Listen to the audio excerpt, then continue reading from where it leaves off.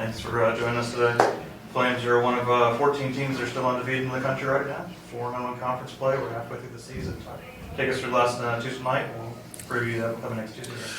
I was very proud of our team on Tuesday from a standpoint of a quick turnaround. A lot of circumstances that we could have used as excuses not to go play well. And I thought obviously the first quarter we started a little slow, but I really think after about the third drive we played pretty well in all three phases. One to get the victory, but two to do it in the way we did. And defense played really well. Getting a big kick from Nick Brown, special teams wise, after the game he had, I was pleased with that. And to be 4-0 in our conference, and and you're halfway, midway point, I guess, in your season, to be undefeated is nice. Obviously, it's just we've still got obviously more steps that we want to take, and this is a big week for us from a mindset and a preparation standpoint, because I think anytime you come off a big game, it's easy to feel like you've arrived, and we're nowhere close to being the team that we're capable of being. And so we got a lot of work to do. We got a really good opponent coming in that's very talented, played a fantastic schedule, tough schedule, and we got to be ready to go. Talking about their schedule, you juxtapose that with a win-loss record. Is that an easy sell to your team to say, hey, look, these guys have played this team and that team, don't look at the record? Well, I think you can tell them that, but I think if you turn the video on, you can extremely see how talented they are on both sides of the ball. They got some really good playmakers on offense, and then defensively, their D-line's really good. They got some good secondary players. Linebackers are very active, and so it's not hard when you turn the video on to see how hard they play and things of that nature. And then when you're seeing them play Alabama, playing Missouri, playing a Colorado State, you're like, those are pretty good teams, and they've played, with the exception of Alabama. All those games that they've played, whether win or loss, they've had a chance to be in them, and so we'll have to be ready to go and play well to have a chance to win. So, Caden Salter has got the second most touchdowns in the country, 20 or more yards. He's 53% completion rate on throws of 20 or more yards. What has the staff done to put him in position to have success, and what's he kind of done on his own? Well, I think as a coach, you have your systems, you have your schemes, but you also want to, hey, what does somebody do well, and try to maximize what they do well. And I think our offensive guys do a really nice job of doing that and allowing him to be who he is. Also, I think we've got some good guys that can make plays downfield, whether that's the tight ends or wide receivers. If the ball's in there, they got a chance to go get it. And then he's done a nice job of being aggressive and taking some of those shots, and more importantly, hitting them. Go online.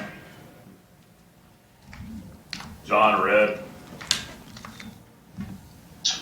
Hey, Coach. Sorry I couldn't be there in person today. A question on the defense. I mean, they seem like they've done really well the last few weeks, gotten better each and every week. But what has that side of the ball done? The personnel there, only really 1.5 starters returning from last year, done to be as productive as they've been, and maybe how much credit goes to that staff, Coach McGee, Coach Krantz, and the others on that side of the ball? Well, I think the coaches have done a nice job of taking the pieces that we have, putting them in positions where they can make the plays. I think they've done a really nice job of creating an identity over there. And then to the players' credit, they've bought into that identity. They've bought into having that mindset on defense that, when the ball's in the air, if we tip it or whatever, it's ours. Wanting to create turnovers, wanting to play with relentless effort. And I've been pleased. We've had some ups and downs throughout, obviously, the season on that side of the ball. But the last 3 weeks, obviously, Sam Houston, and really if you start it, FIU, Sam Houston, we've played really good defense consistently for 4 quarters, and played against some good offenses, and to do that, and so it's a credit. I think it goes all the way around. The players buying into each other and believing in the system. The coaches putting in the system and the way we want to play and the mindset we want to play with, and I think everybody's feeding off each other, and it's good to see. Our team speed is a plus. And I think it shows up over there on the defensive side of the ball. Looking at personnel, a couple guys. Amari Williams didn't play at Jack State. Was that injury related? And then Jerome Jolly was also limited. Was that package related? I know Joseph Carter played a lot. Mo Williams, he got hurt in pregame, and so he wasn't able to go. And then Jolly came in injured from the previous game, and so he was limited with some of that. He did play, but he was limited, and decided to roll with Joe the majority of that game just because some of it was package-based, but obviously with Jolly being limited, didn't want to put him out there in positions where he could hurt himself worse. Jamie, how big is the commitment to the running game, Dave, especially wearing teams down in the second half like you did most recently against Jacksonville State? Well, that's something part of our identity. We want to be able to run the ball. Also want to play complementary football, and what I mean by that is a team like Jack State that goes fast. If you've looked at all their wins, they've wore people down in the second half, and our plan was to try to play keep away and not allow our defense to get tired. And so we want to be able to have a balance. I don't believe a balance is 50-50. I think a balance is based off what the defense is giving you. And we felt like we could find a way to run the football, and we need to be able to do that in every game because it sets up our play action, it keeps our defense off the field, does a lot of things for us. And for the most part, we've been able to run it pretty good. And for the most games, there's been some we've struggled, but that has to be who our identity is. We got to find ways to do that so we can set up the rest of our offense and things that we want to do for our explosive standpoint. Given the injuries that this team, hang on, Ed. Given the injuries that this team has had to overcome this year, particularly at some of the skill spots, to be 6-0, I mean, could you have predicted that? And how has this team been able to do it? No, I wouldn't have predicted that, especially with. I think anytime you change and then all the different things, all the different moving parts that came and went, and then the challenges went through in the preseason. But one of the things that I think that we want our program to be a hallmark of is you always have to have a next man up mentality, and we can't base everything off of one player. Oh, we lose one player, it's over. It's like, hey, whoever's term's called, you gotta step up, and that's part of the identity we want to have. So the injuries, I think what they've been allowed to do is other people to step up, and they know they have to, and which is good to see. Yeah, we want everybody healthy, but when guys step down, we can't have the mindset, oh, we're done. A player being hurt, and so, but the credit solely goes to the players buying into each other and believing in each other, believing in the strength coaches, and believing in the coaches, the plans they're putting together, and going out and working that. And that's the hardest thing to do, I think, as a coach, a new coaching staff, is get them to buy in and believe and trust. And our coaches have done a really nice job of working every day to earn the trust from our team, and I think that's showing up in the way we're playing. But the players have to be the ones that believe in that, buy into that, buy into each other, and they're doing a nice job of that. Winning doesn't hurt in that category either.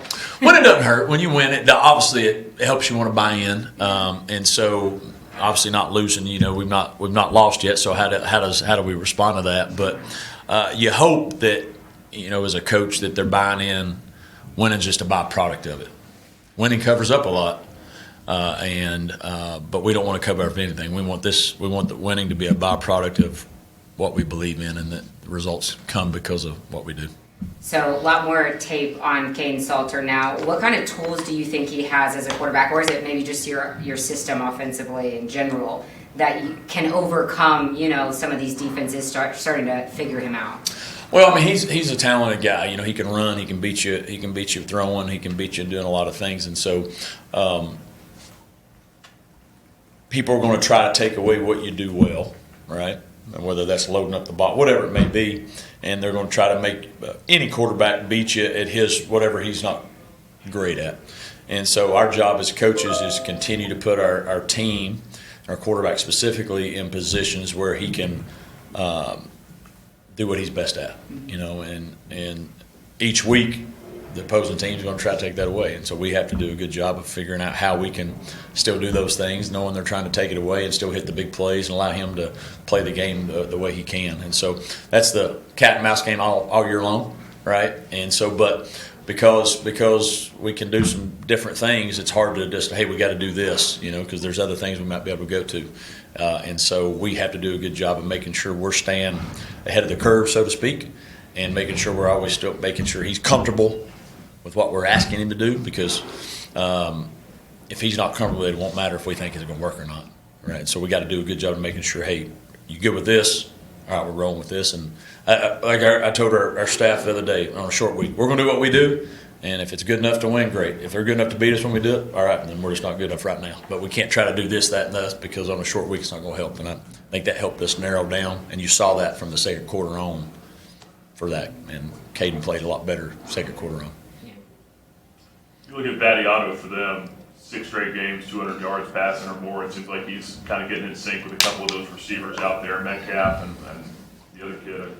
Just talk about what you've seen from him on tape and what makes them potentially dangerous on offense. Well, no, they're dangerous because they have skill guys that if you miss the tackle, they can take it the distance, and he does a really good job of finding them and distributing the ball to some different people.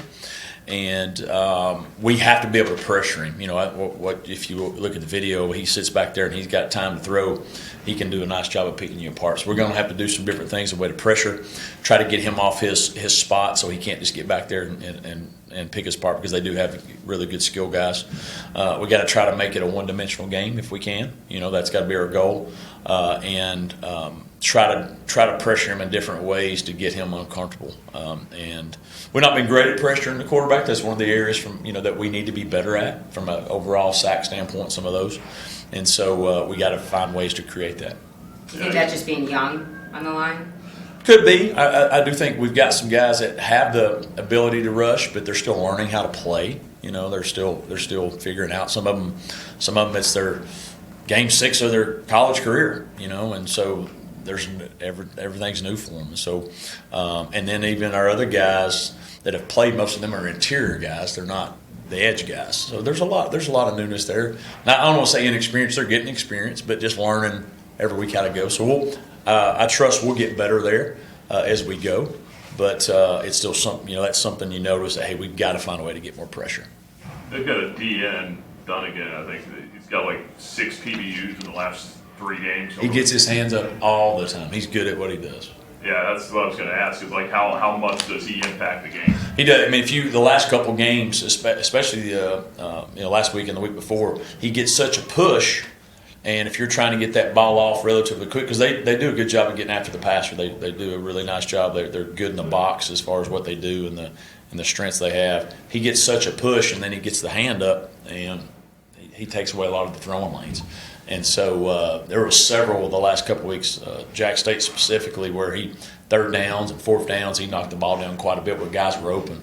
And so he's somebody we're going to have to do a good job of blocking.